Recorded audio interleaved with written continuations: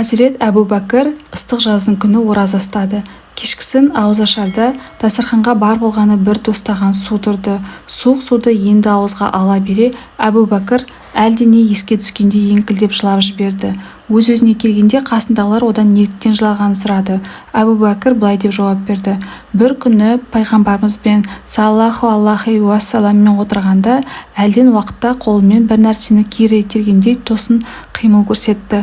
Жақындамақшы болған біреуді өзіне жақындатқысы келмегендей әсер берді. Сәлден кейін мен: уа Аллахтың елшісі, жаңа қолыңызбен бір нәрсені кері итеріп жаттыңыз деп әлгі қимылының мәнін білмек болдым. Сонда ол дүние қызылды жасылды күйінде таяп келді. Өзін қабылдатқысы келді. Мен оны қасымнан қудым. Ол ант етейін, сен менен қашып құтылсаң да, сенен кейінгілер менен құтыла алмайды. Қайткенде де құрығыма ілінеді деп кетті деп түсіндіреді. Хазірет Әбу Бәкір осыны айтып, осы суық суды ішем деп менде дүниеге құмартқан жоқпын ба деп жыладым дейді.